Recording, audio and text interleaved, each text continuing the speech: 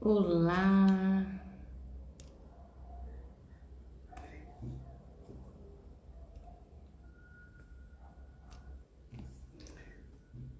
Olá, gente, boa noite.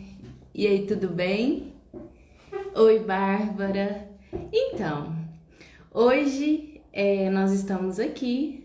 A gente pegou emprestado um pouquinho o Instagram da Exanc para a gente fazer essa live. Meu nome é Aline Venâncio, eu sou da turma de jornalismo e hoje nós estamos aqui com um objetivo bem bacana. E só para a gente começar essa live, vai colocando os lugares que vocês estão nos assistindo para a gente bater um papo bem bacana, porque hoje o tema merece atenção e ele vai ser tratado de forma leve, com bastante cuidado e respeito. E claro, para a gente estar aqui, a gente tem um convidado muito especial. Deixa eu ver que se ele já entrou, se ele tá aqui ainda. Deixa eu pesquisar aqui que eu vou chamá-lo. Deixa eu ver aqui, só um minutinho. Isso. Para ele, enquanto ele vai entrando, a gente vai batendo um papinho aqui. Vocês me ouvem bem? Vão falando se vocês me escutam bem, porque o papo é sério, mas é bacana, gente, muito legal. E primeiro a gente quer agradecer, né, a Faculdade Exanc por nos apoiar, por a gente estar aqui fazendo essa live, ao meu grupo, o Diálogos, e muito, muito bacana, gente, o trabalho que a gente que a gente está fazendo, que é sobre o autismo. E assim, o objetivo dessa live é trazer o autismo para mais pertinho da gente. E aqui, deixa eu ver aqui se deu certo, só um minutinho. Luiz Henrique, deixa eu ver aqui, ele está entrando, só um minuto. Deixa eu ver aqui. Hum, Cadê você? Deixa eu ver, gente, só um minutinho. Enquanto ele entra, vai falando de onde você está nos vendo, ouvindo. Oi, Margarete! Deixa eu ver aqui, o que que aconteceu? Deixa eu ver aqui. Eu enviei essa licitação agora, ele só tem que aceitar. Oi, chegou. E aí, Aline? Tudo bem, querida? Tudo bem? E aí, eu tô com saudade. Como está você, a sua família? Me conta da Tudo em onde paz. você está falando com a gente. Tudo em paz. Obrigado pelo convite. É sempre muito Ah, bom falar desse assunto. E, assim, como é uma coisa que eu atendo todo dia no consultório, uhum. não só o conhecimento técnico, científico, mas também a prática clínica, me dá uma tranquilidade de trazer alguns aspectos muito interessantes que Uhum. acho que quando você falou, vamos falar de autismo, eu falei, cara, é agora, vamos aproveitar, porque as pessoas estão meio desorientadas, chamando de Uhum. autismo coisas que não são autismo. Isso é muito, muito curioso. Pessoas que chegam com Olha. esse diagnóstico previamente no consultório, a gente tem que desfazer e explicar para pai, para mãe, olha, não é nada disso, é outra coisa. E agora, como é que a gente vai tratar isso, como é que a gente vai abordar, né? E acho que a gente precisa quebrar estigmas e paradigmas para que a gente possa fazer isso que você estava falando agora no início, que é trazer o autista para mais perto de nós, né? Acho que a gente tem afastado o autista por não saber exatamente o que é isso, né? Então, E, de antemão, muito uhum. obrigado aí pelo convite. E o Ala, como é que tá? Tá tudo bem? Vocês Tá estão bem? ali. Tá, hoje ele estava Ah, nos bastidores aqui me ajudando. Inclusive, eu peguei emprestado o cenário dele. legal. Então, assim, só para a gente iniciar, para dar uma introdução, na verdade, esse é um trabalho muito bacana do nosso grupo de faculdade, onde a disciplina multimídia, o nosso grupo saiu com o tema minoria. Aí, quando a gente pensou em minoria, aí na hora veio assim em mente, nossa, os negros, o grupo LGBTQ+, Aí a gente falou assim, não, acho que a gente ainda não é isso que a gente vai falar. São assuntos de extrema importância, claro, e que a gente tem que ter um olhar cuidadoso, mas aí a gente pensou, por que não falar sobre o autismo? Por quê? Porque quando a gente pensa em minoria, a gente pensa naquelas pessoas que não têm voz. E o autista muitas vezes está na nossa família, na sala de aula com um colega, e a gente não sabe lidar com isso, e a gente não vê, não é comum ver falar. Então ela falou assim, então vamos trazer o autismo para perto? Aí quando pensou no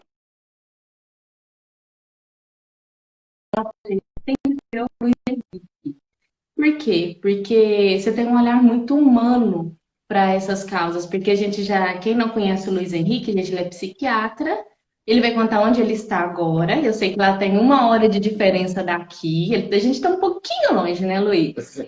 Estou em Manaus, no Amazonas. Sim, do norte. E aí eu falei assim, tem que ser ele, porque. E aí foi muito. A gente agradece muito você, Luiz, porque eu sei o quanto a sua agenda é atribulada, e assim, hoje ainda você conseguiu um tempinho para isso. Muito obrigada. E assim, só para introduzir um pouquinho, conta pra gente o que que é autismo. E assim, por que que muitas vezes a gente mistura autismo com TDAH, com hiperatividade? Como é o que é o autismo? Então, o autismo é uma síndrome. Antes da gente pensar no autismo enquanto uma nosologia específica, uma categoria de doença específica, a gente precisa pensar no autismo como uma síndrome.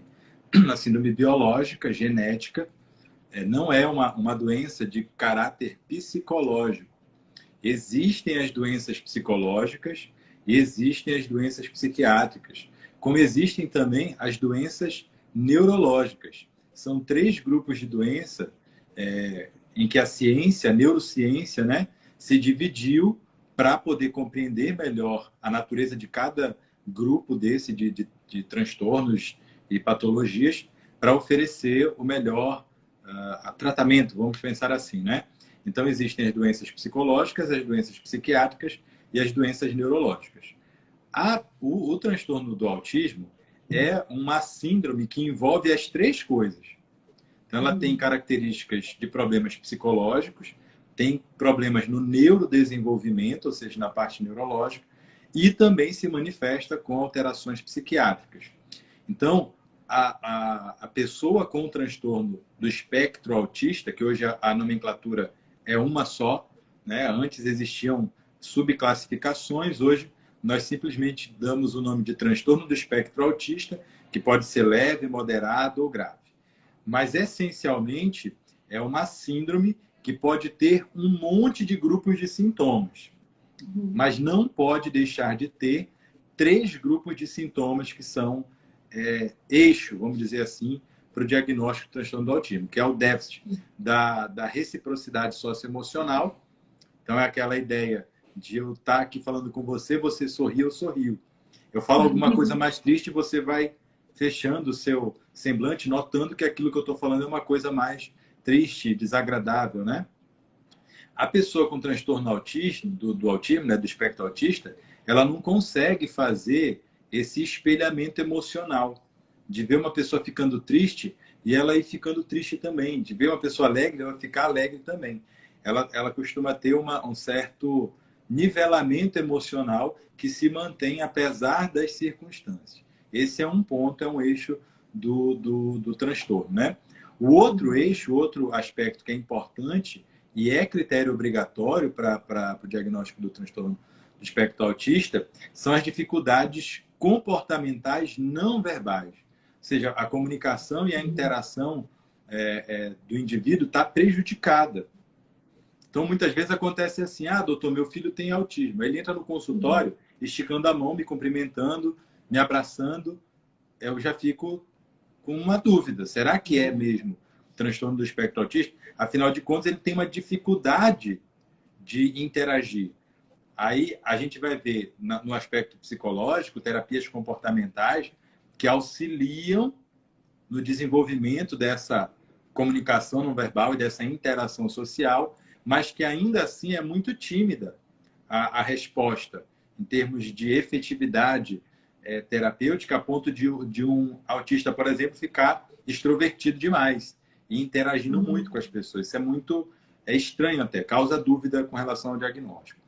E a outra coisa que também faz parte desse quadro do espectro autista é a dificuldade ou uma certa incapacidade de manter relacionamentos. Então, olha só, você vai pensar assim, pô, mas se tem uma certa dificuldade e incapacidade de manter relacionamento e de interagir com as pessoas e de se comunicar com elas e de reagir emocionalmente ao ambiente, como é que essa pessoa consegue, então, fazer uma faculdade, ou mesmo ir para a escola, ou fazer atividades sociais, religiosas, na comunidade, comunitárias, né? Enfim. Aí a gente vai entrar num outro ponto, que é o ponto do tratamento, né?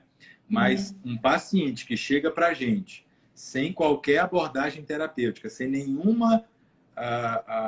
recurso para desenvolver o indivíduo nesses 3 eixos, e ele chega com tudo isso muito funcional, a gente vai botar uma interrogaçãozinha nesse diagnóstico e vai pensar em outras possibilidades. Por exemplo, transtornos de personalidade.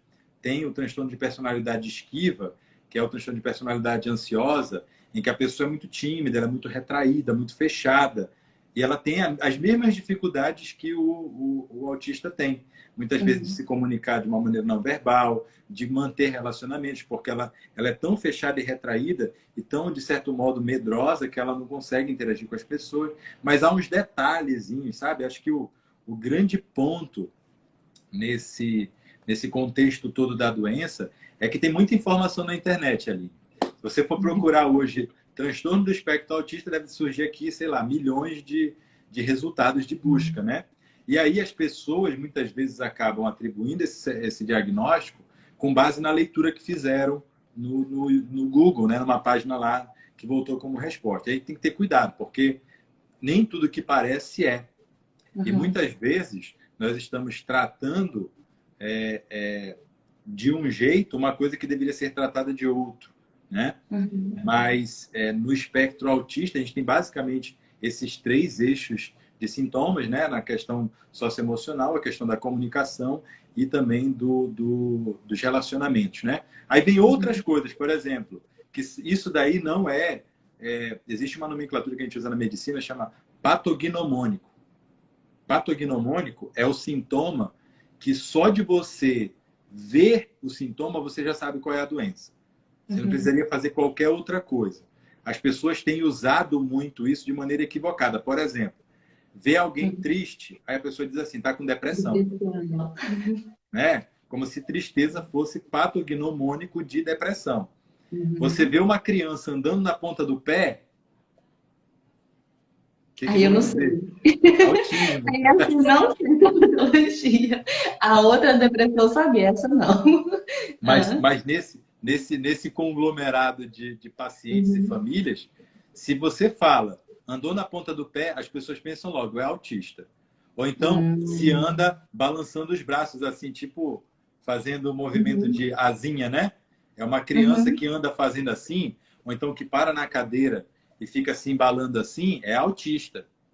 Ou seja, a pessoa tende a tirar uma conclusão de algo extremamente complexo.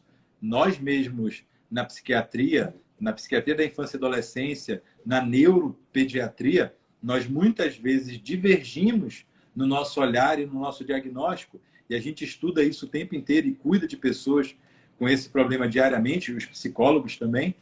Como é que uma pessoa sem qualquer treinamento nessa área pode, por um simples olhar, dizer é autismo, né? Então, tem muitos elementos. Eu falei para você 3 eixos de sintomas, só que em cada eixo desse tem 15 sintomas, pelo menos. E além desses 15 sintomas, pelo menos em cada eixo, existem tantos outros sintomas que a gente precisa combinar para fechar uma hipótese diagnóstica de autismo, né? Então, é uma síndrome complexa que envolve fatores psicológicos, neurológicos e psiquiátricos. A abordagem disso em termos terapêuticos também é extremamente complexo, mas é importante, achei legal quando você falou a questão do tema minorias, né? 10% da população mundial tem algum transtorno psiquiátrico. Então, nós já podemos dizer que quem tem transtorno psiquiátrico é minoria, não é maioria. Ao contrário do que as pessoas imaginem, né? Não é maioria, é uma minoria. São poucas pessoas mesmo que têm transtornos psiquiátricos, né? As doenças psiquiátricas. Desse grupo de doenças psiquiátricas, apenas uma parcela corresponde a transtorno do espectro autista. Então, é minoria mesmo.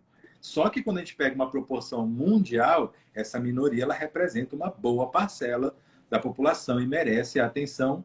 E acho que o que a gente está fazendo aqui hoje vai esclarecer muita gente e vai favorecer também a busca pelo profissional adequado para o tratamento. E, assim, quando você falou, trouxe esses dados de 20% que você falou, né?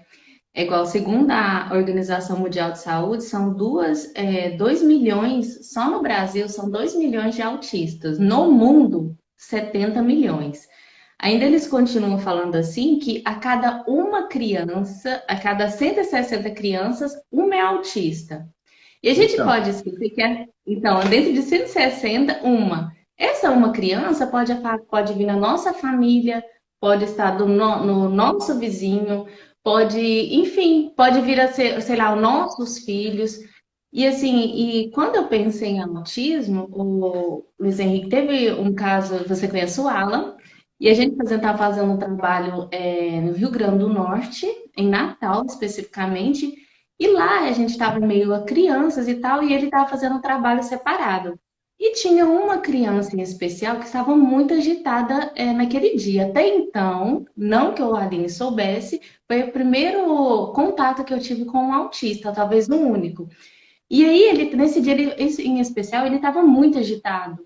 E aí, como eu não sabia o que era aquilo, eu fui e encostei. Eu encostei no ombro dele. E ele ficou muito nervoso e mais estressado ainda.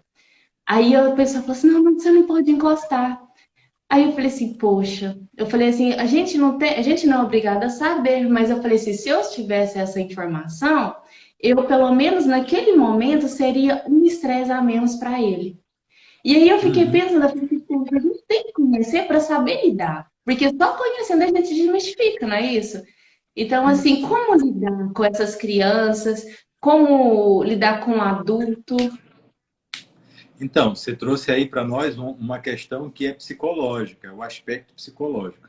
Como o Uhum. síndrome, o transtorno do espectro autista, ele pode ter sintomas de hiperatividade, sintomas depressivos, sintomas de transtorno obsessivo compulsivo, o famoso TOC, pode ter sintomas de transtorno de ansiedade generalizada, pode ter agitação psicomotora, pode ter alucinação auditiva, alucinação visual, delírio, coisas que são muito parecidas com esquizofrenia, por exemplo. Uhum. Então, percebe que enquanto síndrome você pode ter uma doença, mas que nunca vai deixar de ter aqueles 3 sintomas lá, aqueles grupos, né? Aqueles 3 eixos. Você pode ter aqueles 3 mais hiperatividade, aqueles 3 mais sintomas psicóticos, aqueles 3 mais alterações do humor, né? Mas nunca vai poder deixar de ter aqueles 3. E nesse aspecto em particular, você vai ver, por exemplo, crianças ou pessoas, né? Porque existe o adulto com autismo também, que até gostam de serem tocados e que gostam de Uhum. tocar, né? Então, na verdade, o que a gente precisa fazer antes de atuar numa abordagem de acolhimento, de amparo de uma pessoa, qualquer pessoa, e aqui você vai me ouvir falar muito essa expressão, qualquer pessoa, né? Qualquer pessoa, a gente precisa saber antes o que realmente seria efetivo para acalmar aquela pessoa. Por exemplo, Uhum. eu tenho um filho que não tem transtorno do espectro autista, não tem nenhuma doença aparentemente. Só que quando ele fica com raiva, se você tenta, por exemplo, abraçá-lo ou acalmá-lo, ele é aquele que vai te abraçar de volta, vai chorar no teu colo e vai querer ficar com ele. Ele vai querer ficar com você o dia inteiro. Eu tenho uma filha que, quando ela está com raiva, se você tenta conversar com ela, ela sai gritando, chutando balde e sai de perto. São 2 crianças que não têm transtorno do espectro autismo, que reagem de maneira muito diferente ao mesmo estímulo, né? Então, Uhum. nessas horas é perguntar para o pai, perguntar para a mãe, para a pessoa que cuida, tá tudo bem? O que está acontecendo? O que a gente pode fazer para ajudar? Essa pergunta é uma pergunta que a gente vai sempre fazer para todo mundo, para qualquer pessoa. independente dela ter transtorno autismo, independente dela ter depressão. Eu tinha uma paciente com um transtorno de ansiedade, ela tinha crises de pânico terríveis. E eu perguntei para ela, do lado da mãe dela, estavam ela e a mãe, né? Eu perguntei, me diz assim, ó, na hora da crise, qual é a coisa que você menos gosta que façam? Ela disse, segurar minha mão. Aí a mãe dela disse, minha filha, você nunca me falou isso, eu faço isso sempre, doutor. Toda vez que ela está em crise, eu pego a mão dela e seguro. Nem a mãe nunca perguntou para a filha o que seria melhor no momento da crise fazer para ajudar. Né? Então, isso vale para qualquer pessoa. E aqui, eu estou trazendo esse qualquer pessoa, porque a pessoa com transtorno do espectro autista não é diferente das outras, Aline, ela é igual. Só que ela tem características muito peculiares. É só isso. Só que se você for parar para pensar, eu também tenho um monte de características peculiares. Você também tem um monte de características peculiares. E o Ala também. Eu poderia, de repente, ver uma coisa na loja que eu acho o máximo, mó legal. Pô, lembrei da Aline, vou mandar para ela. E a Aline receber aquilo e ficar... Por que o Luiz me mandou isso? Nada a ver, não tem nada a ver comigo isso. Né? Então, é importante conhecer a pessoa, é importante conhecer o indivíduo para que a gente possa interagir com ele da melhor maneira. Tá? No caso ali daquela criança que você viu, que aí eu fico aqui com a interrogação se realmente tinha ou não transtorno do espectro autista, né? Mas aquela criança estava numa condição tal em que você se aproximou para tentar acalmar, acalentar, enfim, né? Naquela hora, era perguntar para quem está junto. O que está acontecendo? O que eu posso fazer? Tem alguma coisa que a gente possa fazer para ajudar? E muitas vezes, quem está do lado de fora fica mesmo angustiado de ver a pessoa daquele jeito e não poder fazer nada. Porque realmente, muitas vezes, você não vai poder fazer nada. É a família que vai ter que cuidar, é a família que vai ter que acalmar e que já conhece os mecanismos de ação, os comportamentos, né, os hábitos daquela criança. E é importante lembrar disso, que um dos problemas, né, que a pessoa com autista porta é esse padrão muito estabelecido e muito rígido de relação com as coisas, com as pessoas. Ou seja, ela gosta de uma cor, é aquela cor. Ela gosta de um objeto, é aquele objeto, né? Então, é importante lembrar que nessas horas, talvez a gente chegar com um carrinho colorido achando que vai ajudar, não vai ajudar. É importante lembrar que nessas horas, achando que dar um abraço vai ser bom, talvez não seja, né? Então, é importante sempre se cercar de informações da pessoa com quem essa pessoa com autismo convive, para saber, talvez, ali a melhor forma, uma forma melhor de interagir e abordar. Agora, tem um dado interessante. Você trouxe aí informações sobre a doença em termos estatísticos, né? Mais ou menos 75% das pessoas que têm autismo têm retardo mental. 75%. Então, as pessoas têm tido muita coisa assim, mas ele é super inteligente, então ele tem autismo. É outra tentativa de fazer uma conexão patognomônica, né? Já que é muito inteligente, é retraído, então é autismo. A gente precisa ter cuidado com essas definições, assim, né?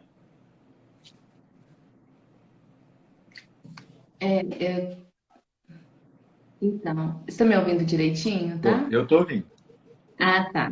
E você vai me ajudando também a acompanhar os comentários. Olha só, além de fazer o convite, ainda chamo o convidado para acompanhar os comentários e para ver as perguntas. A Tairine, ela pergunta assim: existe um diagnóstico preciso e como é feito? Não existe um diagnóstico preciso. Nós temos critérios diagnósticos que são elaborados por meio de pesquisas, né? Então, a gente vai ter a CID-10, que é da OMS, e vamos ter o DSM-5, que é da Associação Americana de Psiquiatria. E com base nesses manuais diagnósticos, nós temos ali critérios que, quando preenchidos, a chance de ser aquele o diagnóstico é quase 100%, é muito alta. Só para você ter uma ideia, a taxa de concordância diagnóstica entre psiquiatras que se guiam por esses manuais é de quase 80%. Então, um paciente que é avaliado por mim, por outros 5 psiquiatras, 3 ou 4 vão ter o mesmo diagnóstico se basearem por esses critérios que já são aí estabelecidos por estudos, né, e pesquisas científicas. Então, nós temos critérios diagnósticos bem estabelecidos e nós nos baseamos neles. Agora, para o transtorno do espectro autista, é curioso, e essa pergunta é interessante, porque existem algumas doenças metabólicas que são chamadas erros inatos do metabolismo. Algumas dessas doenças no pezinho. Outras não podem, porque dependendo do teste do pezinho que a criança fez, ficou só um grupo de doenças, né, sendo avaliado. A gente consegue fazer o screening no consultório, já depois, mais tarde, de outras doenças que não foram vistas pelo teste do pezinho. Então, se a gente identifica um erro inato do metabolismo, o diagnóstico pode mudar. Se a gente identifica, por exemplo, uma outra doença de base neurológica, um tumor, por exemplo, ou algumas outras doenças bioquímicas, de deposição de algum material no cérebro, de alguma substância, né, que possa provocar alterações comportamentais parecidas, a gente pode mudar o diagnóstico também. Então, o diagnóstico ele é eminentemente clínico. A gente, em geral, não precisa de exames de imagem, exame de sangue, eletroencefalograma para fechar o diagnóstico.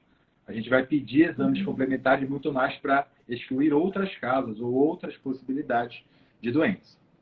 Uhum.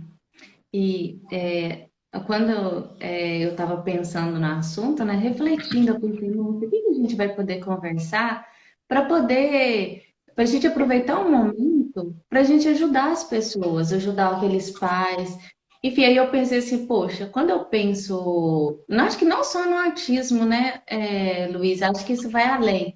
Eu pensei, poxa, são três lados.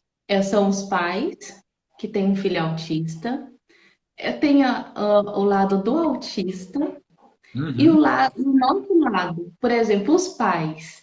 Porque quando os pais não têm um filho, ninguém recebe um manual de instrução assim, olha, Luiz, dessa vez você vai ter o Joãozinho e assim que se ele chorar ou se acontecer isso, você faz isso. Não tem. Aí, quando você pensa o lado do autista, o autista vai conviver numa sociedade que praticamente ignora Uhum. como ele não sabe como lidar, não sabe o que que é. Para ele também é difícil. E para nós, como sociedade também, como os pais, a gente também não é ensinado. Fala assim, olha, minha filha, quando você é pequenininha aqui, ó, você pode conviver na sala de aula, na praça, sei lá, você pode ter um filho autista, e é assim que você deve proceder. Então, assim, eu falei assim, nossa, isso é complexo. Eu falei Muito. assim, olha a importância de falar isso, olha a importância de popularizar. Para quando a gente conhece, a gente sofre menos, não é verdade, Luiz? Mais ou menos. O que acontece, Aline? Tem um Mais outro ou menos. ponto, que é muito importante. Eu, por exemplo, já atendi no consultório. Essa semana mesmo eu atendi uma paciente que, dentro das suas queixas, uma delas era assim: meu filho acabou de ter o diagnóstico de autismo confirmado. Eu acabei de levá-lo Uhum. a um especialista no Rio de Janeiro que confirmou realmente o diagnóstico dele é autismo. E ela é extremamente sofrida com esse diagnóstico, né? Pelo diagnóstico em si, tá? Apesar de ser um menino lindo e saudável, mas ter esse diagnóstico ele tem ele traz uma carga a mais, né? O que acontece? Você trouxe a questão dos pais, né? Com relação às Uhum. suas expectativas relativas aos filhos. Quando Uhum. a gente pensa em ter filho, quando a gente pensa em ter, né? Tem gente que não pensa e já vai tendo, né? Mas quando a gente pensa em ter Acontece. filho, hã? Acontece. Acontece. Quando a gente pensa em ter filhos, a gente vai pensar sempre num filho que vai concluir a escola, vai arranjar um emprego, vai se casar, vai ter filhos, vai ser um menino do bem, vai ser uma pessoa que vai contribuir para a sociedade. No sonho de todo pai, esse filho existe. Quando, de repente, ele se depara com uma criança que, por tudo que ele já leu na internet, por todos os diagnósticos que ele já viu de pessoas, né, no dia a dia que disseram que eram autistas ou que os pais dizem que o filho tem autismo, e quando vê aquela amostragem de pessoas com uma série de limitações ou muitas dificuldades, ou como você bem mencionou, sendo ignoradas socialmente, sofrendo preconceitos, né, e discriminações descabidas e tudo mais, isso vem no coração do pai e da mãe como uma avalanche emocional muito ruim. Então eles ficam assim, e agora? Não vou mais poder viver, vou ter que passar o dia inteiro cuidando dele, não vou mais conseguir trabalhar. Aí se vão, junto com os sonhos de ter um filho especial, não no sentido da doença mental, neurológica, não. Um filho especial que vai produzir, que vai ser famoso, que vai ganhar dinheiro, que vai namorar, que vai... Esse sonho daquele filho idealizado, ele se destrói. E junto com esse sonho, muitas vezes se vão os sonhos da própria pessoa, do próprio pai, da própria mãe. Que pensa assim agora, eu vou ter que ficar o tempo inteiro do lado dele, não vou poder mais sair de casa, não vou mais poder sair para viajar, não vou mais poder estudar nem trabalhar. Quer dizer, dá um certo pânico ali, né? A pessoa fica meio desorientada, desnorteada. É um processo de aceitação também, né? Não é? Não entendi. Um processo de aceitação também. Sim, sim. Mas essa, a gente chama de luto, né, do filho vivo. É o luto do filho vivo. Na verdade, aquilo que você desejava e criava para aquele filho não vai ter mais. Então você vai, muitas vezes, passa por todas as fases do luto mesmo, né? Até aceitar, entender e perceber, Aline, que é perfeitamente possível ter um filho com transtorno autista e ter uma vida, qualidade de vida, qualidade de relações, continuar trabalhando e levar uma vida tranquila. Isso é possível. A gente só vai precisar avaliar a gravidade da doença da criança. Eu estou falando de criança porque muitas vezes é nessa faixa que a gente diagnostica, mas chegam comigo adolescentes, por exemplo, né? Então a gente vai ter que avaliar o quanto esses sintomas prejudicam a interação real dessa criança, os cuidados dela com ela mesma, enfim, né, fatores ali do dia a dia, das relações domiciliares, domésticas, né? Então, a gente vai avaliar isso. Tem paciente que é muito agitado, que é muito agressivo, que é extremamente violento, que não consegue de jeito nenhum estabelecer qualquer tipo de relação, nem mesmo com o pai ou com a mãe. Esse eu estou te falando de um caso que é muito grave. Muitas vezes é um paciente que vai tomar muitos medicamentos, que quando a gente consegue controlar esse quadro de agitação, fica um pouco mais embotado, fica um pouco mais quietão, que do mesmo jeito não consegue interagir muito bem, mas já não conseguia interagir antes pela própria doença. Só que os pais pensam assim, mas o meu filho vai ficar aqui na cadeira, parado assim, largado. Aí eu digo, então vamos tirar o remédio e vamos deixar ele interagindo como estava, batendo nas pessoas, quebrando a casa, quebrando o celular. Será que isso é melhor? Será que isso realmente é o bom? Eu vejo, por exemplo, pais que passam a madrugada acordados, porque o filho não dorme de madrugada, só dorme durante o dia, e não consegue trabalhar de dia. Aí você anula uma família inteira, que para tratar de uma criança, uma pessoa como essa, né, que precisa de tratamento psiquiátrico, psicológico, tratamentos complementares, né, fisioterapia, psicoterapia, atividades lúdicas, artísticas, musicais, enfim. Como é que um pai, sem trabalhar, sem conseguir, por exemplo, às vezes até manter a própria família, vai conseguir tratar uma criança com uma condição tão grave? Muitas vezes vai ser realmente muito difícil para aquele pai, para aquela mãe levar uma vida mais normal ou mesmo ter uma boa qualidade de vida. Vai ser muito difícil. Por outro lado, tem a outra ponta, né? Daquele quadro que é leve, que é tranquilo e que, em alguns casos, nem de remédio, nem de tratamento médico precisa. Ou seja, as abordagens psicoterapêuticas, as orientações comportamentais, até mesmo as atividades recreativas, lúdicas e artísticas são suficientes para manterem aquele paciente emocionalmente ajustado, com uma boa interação social, familiar, né, com um bom ajustamento comportamental. Então, nós temos esses dois extremos. Antes de se desesperar com essa questão do diagnóstico, é fazer essa avaliação, gravidade. Quão grave é e que medidas nós podemos utilizar para deixar essa pessoa mais tranquila e funcional possível para que eu consiga trabalhar, a minha esposa consiga trabalhar, a gente, de repente, consiga contratar um cuidador que vai ficar em casa para dar conta de cuidar dele, né? Nos cuidados básicos ali do dia a dia, para poder pagar as consultas ou comprar os remédios, né? Eu tenho paciente, por exemplo, que atendo no consultório de graça. Quando a gente vê que a família realmente é hipossuficiente financeiramente, né?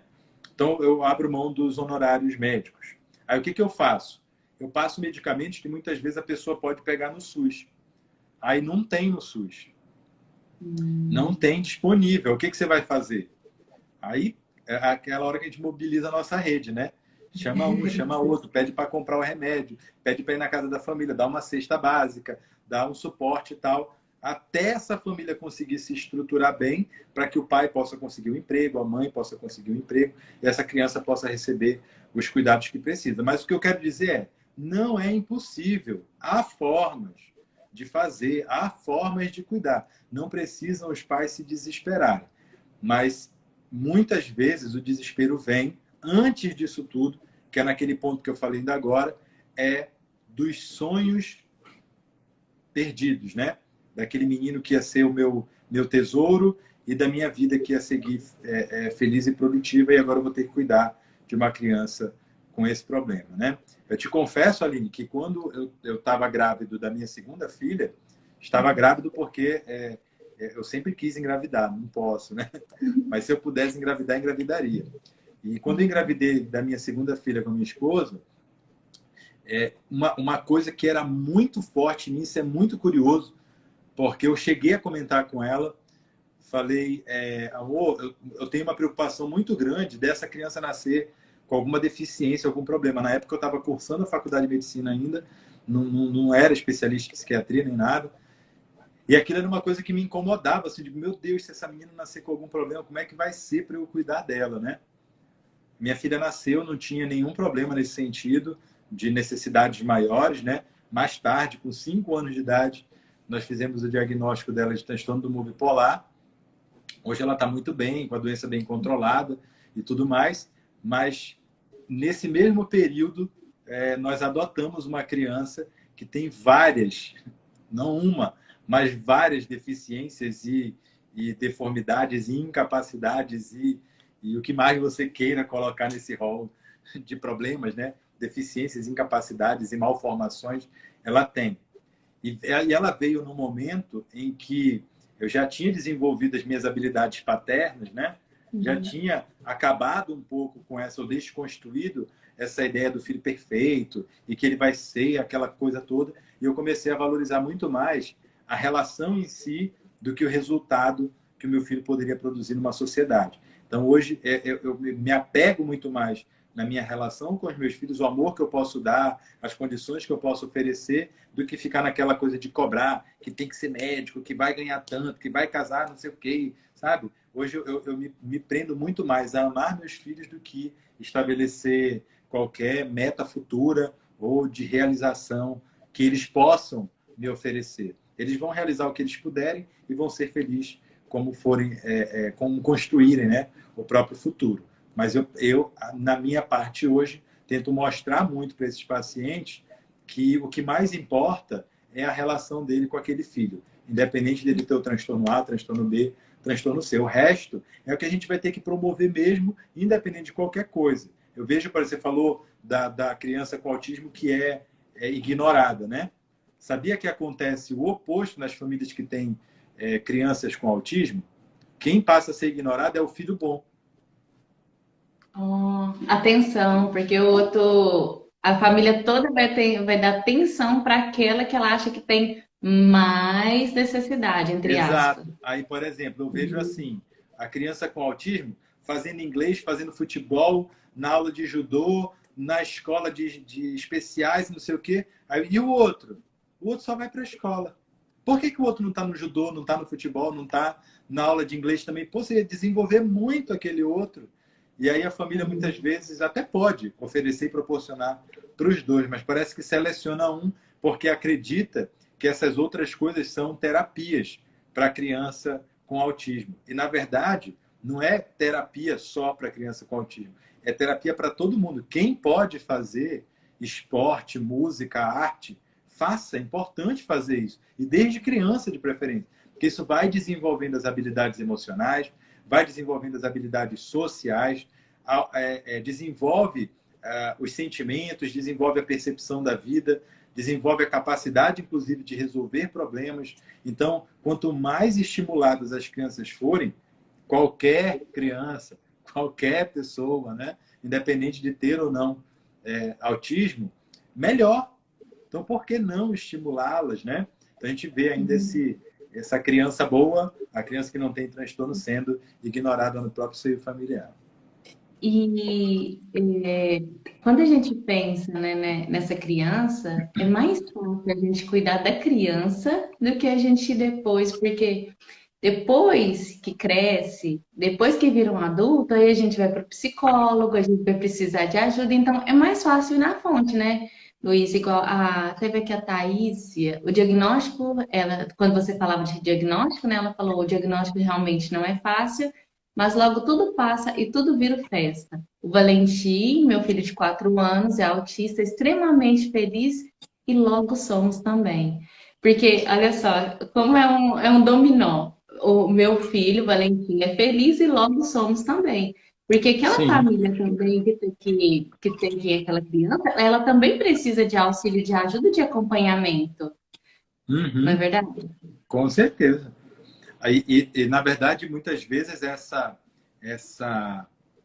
sensação da Thaís, por exemplo, que é minha amiga, inclusive, né? Um beijo, Thaís, beijo pro lindão do Valentim e pro Raul, o pai desse menino lindo aí.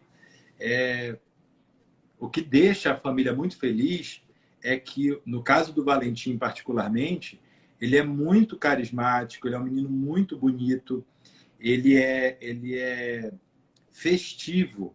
A agitação dele, da hiperatividade que ele tem, ela me permite falar dele de maneira tranquila. Ele tem uma hiperatividade, mas é uma hiperatividade que não é agressiva nem violenta, apesar de ter algumas disfunções de comportamento, né? Então ele consegue funcionar muito bem, tem habilidades intelectuais e tudo mais, né? Então, nesse caso do Valentim, que é uma fofura, é muito fácil se encantar e se felicitar com ele, né? É porque ele realmente é um menino encantador. A gente vê os vídeos, vê as fotos e ele é maravilhoso, né? Então, é muito mais fácil, né? Agora, quando a gente pega uma criança, por exemplo, dessa natureza que eu te falei, de extremamente violenta ou agressiva, e que dá trabalho na escola, por exemplo, que bate nos colegas, que não consegue interagir com a professora, que não, isso traz uma angústia maior para os pais, né? Que vão se sentir muito mais penalizados, se sentem punidos por Deus. Por que eu fiz para merecer isso? A gente ouve muito essa reclamatória, né? E muitas vezes a dificuldade, a própria retração social dos pais, que não saem mais com as crianças, que não participam mais das festividades familiares e dos amigos, né? Às vezes o menino é até bom, assim, no sentido... O Valentim, por exemplo, ele tem uma vida social ativa. Ele é muito bacana, leva ele para todo canto, participa das atividades e tal, né? Do jeitinho dele lá, mas ele é participativo. Tem criança que não é assim, que não gosta muito de sair de casa, que tem um perfil muito mais restrito de gostos e interações. Quando você tira essa criança de dentro daquele ambiente e bota em outro ambiente, você cria aquela mesma dificuldade que você viu lá com o garoto que não gostava de toque, né? Que não podia ser tocado. Ou seja, você não criou o hábito. Por isso que é importante, desde muito pequeno, isso é uma coisa que eu reforço muito, leva para sair, leva para passear, não tenha vergonha, não tenha medo. As pessoas, a sociedade precisa entender que pessoas assim existem. Eu vou fazer não é uma analogia, não, e nem muito menos uma comparação. É tão somente uma constatação. Pessoas perigosas, criminosas, vivem socialmente e muitas vezes interagem com a gente de maneira livre e ninguém reclama. Por que que meu filho que tem uma doença não pode também usufruir do mesmo espaço e participar das mesmas atividades que todo mundo participa? Ir para uma pizzaria, participar de aniversário, ir no shopping, fazer uma viagem de avião, por que não? Né? Então, o meu filho, eu tenho certeza que o meu filho com autismo, por mais agitado que seja, ele não representa um perigo iminente, ele não representa uma arma em potencial, seja para tirar a vida de alguém, seja para lesionar outra pessoa. Você que é pai do seu filho, que é coleguinha do meu, não tenha medo dele interagir com o meu, né? Se for preciso, ficamos nós dois lá juntos, vendo, mas vamos tentar fazer com que eles interajam de alguma forma, né? Então, esse olhar mais humano que a gente precisa ter, a gente precisa olhar a pessoa mais do que a doença, sabe? Quando a gente olha a doença, quando a gente olha as peculiaridades de alguém, aquela coisa que eu até brinco, eu falo assim, quem me conhece um pouco melhor começa a não gostar mais de mim, porque eu sou gente igual todo mundo, né? E muitas vezes se incomoda. E as pessoas muitas vezes criam imagens de nós, né? O autismo ele já tem também essa imagem, esse estereótipo da criança que é violenta, que é agitada. Quando não, se ela não é assim, ela é extremamente inteligente, extremamente produtiva, né? As pessoas têm esses estereótipos, vamos dizer assim, estabelecidos da pessoa com autismo. E eu sempre reforço que mais do que se preocupar com um diagnóstico ou com uma doença em si, é se preocupar com a pessoa. Nas escolas, a gente vê isso, a gente está falando de um canal de uma faculdade, né? Certamente deve ter alguém com autismo aí na faculdade interagindo também. O professor, muitas vezes, olha que curioso ali, passa a tratar o aluno de uma maneira diferente quando descobre, ou melhor, quando ele recebe um laudo, um documento impresso, dizendo que ele tem transtorno autista. Eu pergunto assim, se eu já percebi que a pessoa tem uma deficiência, ou uma dificuldade, ou uma inabilidade, enfim, por que eu já não passo a tratá-lo de uma maneira diferente, no sentido de me adaptar e me acomodar a ele, para que ele possa ser inserido, sem precisar do laudo? Por que eu tenho que ter um laudo para adaptar meu comportamento? Por que eu não posso tratá-lo de uma maneira cortês, gentil, educada, e reconhecendo que ele tem uma limitação qualquer, tentando ajudá-lo, sem precisar de um laudo? Por que eu não posso fazer isso? Sabe? E a gente vê os professores, muitas vezes, chamando atenção, brigando. Aí, quando chega o laudo, desculpa, eu não sabia que ele tinha autismo, eu não sabia que ele era hiperativo. Como se isso fosse mudar. Não muda a pessoa, continua sendo ela mesma. Né? Então, a gente precisa olhar muito mais do que para uma doença, a gente precisa olhar para a pessoa, para o indivíduo. E a gente vai trabalhar com cada indivíduo dentro das suas habilidades. Você, por exemplo, é jornalista. Você escreve. Eu não sou jornalista, eu não escrevo. Então, Aline, não adianta me pedir para escrever um textão com toda a técnica e o rigor jornalístico, eu não vou saber fazer. E não precisa você se condoer de mim só depois que souber. Não, mas você é médico, né? Desculpa, eu não sabia. Não, se você já viu que eu tenho uma dificuldade, mesmo que eu fosse jornalista, por que não conversar comigo no sentido de me ajudar a escrever um texto melhor e de repente, nós fazermos uma oficina juntos e isso me ajudar a me desenvolver? Por que não, sabe? Acho que a gente ainda se prende muito a esses nomes que as coisas parecem que tem que ter, né? Que se ela não tiver aquele nome, então não é. Não precisa ser assim, né? A gente precisa olhar o ser humano, olhar por dentro, o indivíduo por dentro. E, na verdade, quanto mais a gente conhece as pessoas, mais nós deveríamos nos apaixonar por elas. Só que a gente vai se desencantando porque vai encontrando um ser humano e não um anjo ou um ser supremo, superior nos outros. A gente se desencanta. Mas por que eu vou me desencantar se eu sei que as pessoas são pessoas? Não precisa me desencantar, né? Eu só preciso amá-las. Sim, é porque nessa hora elas nos fazem lembrar, Luiz, que nós também somos humanos. Aí toca o ego, entendeu? Aham. E assim, olha só, isso eu achei tão bacana que você trouxe.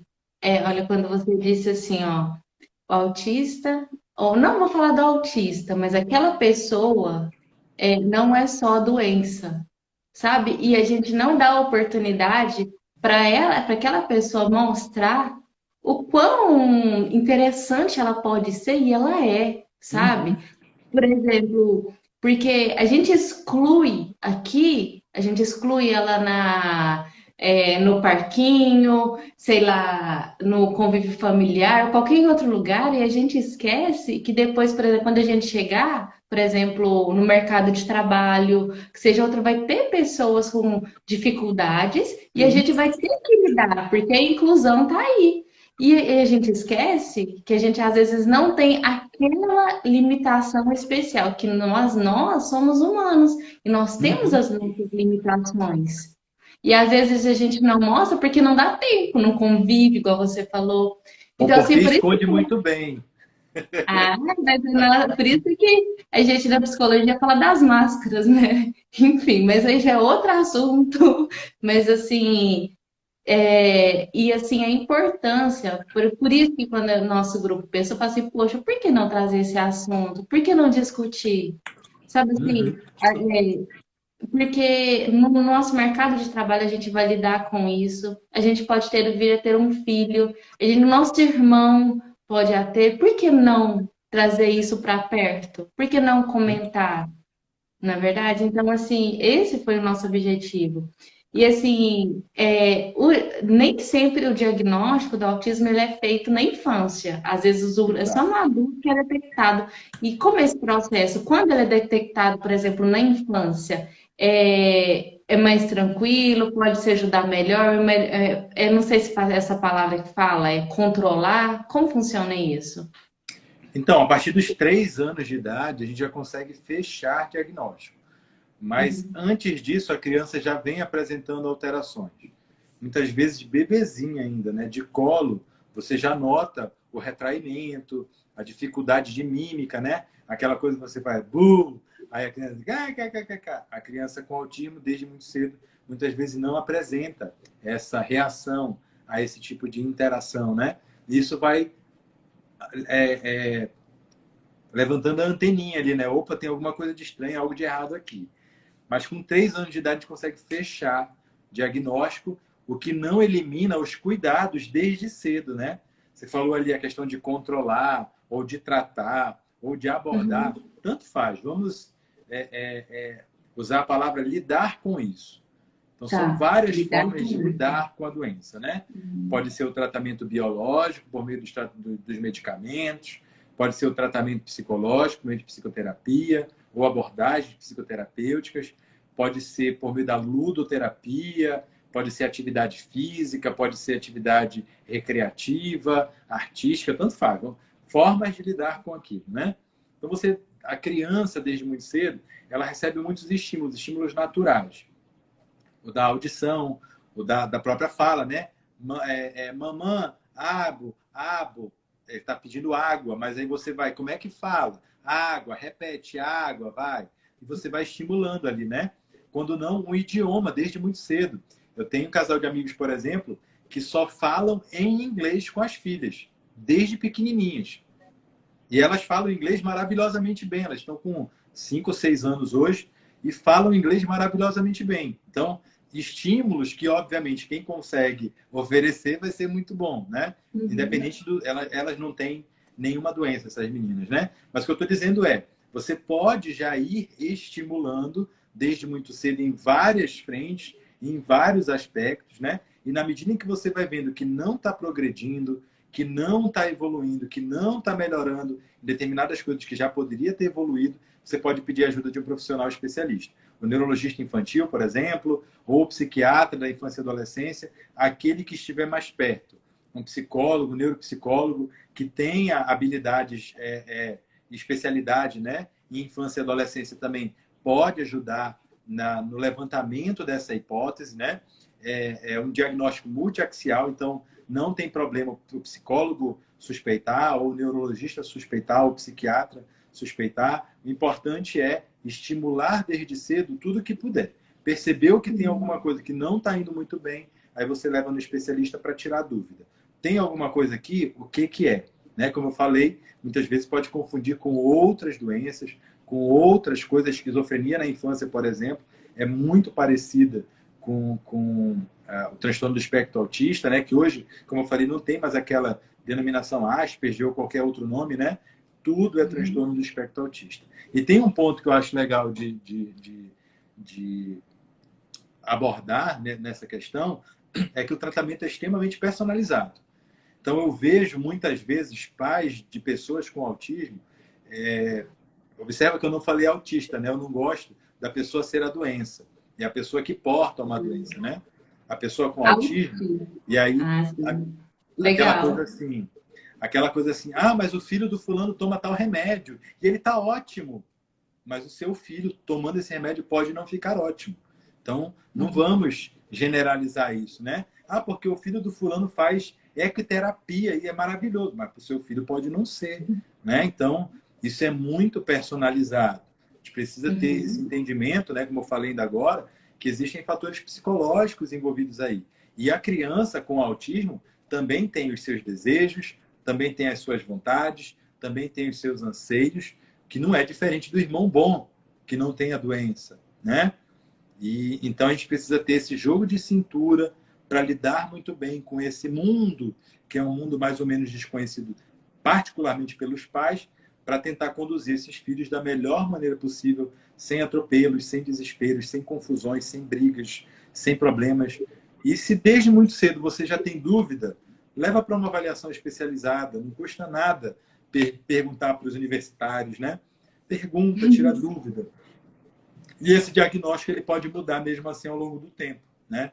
Você pode, por exemplo, levar uma criança com 6 anos de idade, ter um diagnóstico, por exemplo, de retardo mental, déficit intelectual, e que lá pelos 14, 15 aparece como, de fato, uma doença do espectro autista, né? Então, dúvida, pega ajuda. Não deixa de ir atrás de um profissional especialista, não. Então, eu não sei quanto tempo falta para lá. Eu vi que tem muitos comentários. Deixa eu ver aqui quanto tempo. Se dá tempo, porque teve algumas perguntas aqui. Deixa eu ver aqui. Igual, eu não sei, RVG Fono. Deve ser fonoaudióloga. Boa noite, meu nome é Rejane Guimarães, sou professora de sala de recursos. Não, peraí. Sou professora de sala de recursos de uma escola municipal e fonoaudióloga. Estou gostando muito, percebo que a criança que é incluída na escola de educação infantil, provavelmente já vai mandar, se desenvolve muito. Ela falou que. Deixa eu ver aqui mais. Eu não sei Alguém, quanto pergu tempo. alguém Pode falar. pergunta aqui sobre Asperger, né? O Sim. Asperger, ele hoje está na categoria do autismo leve. Uhum. Né? Então, hoje não tem mais essa subclassificação com nomes de pessoa, né? Leve, moderado, grave ou profundo. Então, deixa eu ver aqui se tem mais perguntas. Eu só estou preocupada com o tempo. Deixa eu ver aqui quanto tempo tem. Se cair, a gente volta de novo para mais uns 15 minutos. Deixa eu ver aqui. Eu acho que não vai ter como a gente voltar aqui agora. Eu tenho uma prova, vida de estudante, meu amigo. Então, tá bom. Acredita? Mas a gente pode marcar depois. A gente pode marcar depois, pode, enfim, em outro momento, com Sabe o que a gente pode certeza. fazer, Aline? Você pode Pode falar. coletar perguntas de pessoas que Uhum, você conhece, seja de pessoas sim. que são simplesmente curiosas ou de outras que tenham filho com diagnóstico. Uhum. E aí você pode coletar perguntas e a gente volta aqui só para responder as perguntas. Combinado, então. Combinado que a gente. Então, você pode deixar as suas considerações finais. Eu quero te agradecer de todo o coração por esse momento. A Margarete, que é uma das minhas professoras, que é responsável por esse trabalho, está aqui com a gente. Obrigada, Margarete. Obrigada, Exanque. E obrigada a todo o grupo que eu tô aqui aparecendo, gente, mas tem pessoas maravilhosas por trás de mim, ó, e elas estão entrando aqui, a Bárbara, as meninas, que ficaram super empolgadas com o trabalho. Então, muito obrigada, meninas, obrigada, Exanque, obrigada aos professores, e obrigada, Luiz. E as suas considerações finais? Gratidão é a palavra que eu posso utilizar aqui por esse momento maravilhoso. Obrigado mesmo pela oportunidade de falar desse assunto. Vocês sabem que vocês moram aqui no meu coração.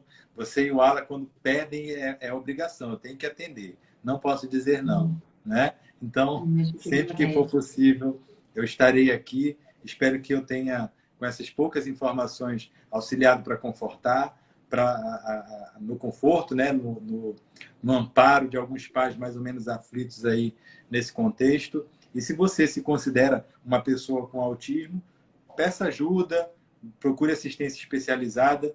Quem sabe você não vai poder sorrir mais do que já sorri hoje e ter uma vida mais feliz e mais tranquila também. Então, meu forte abraço a todos, obrigado pela participação e a gente volta em breve para responder as perguntas. Sim.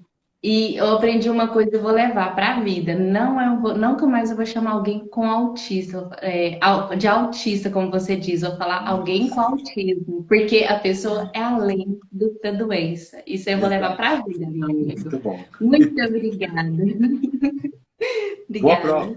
Fica com Deus. Até Obrigada. breve. Tchauzinho. Tchau. Tchau.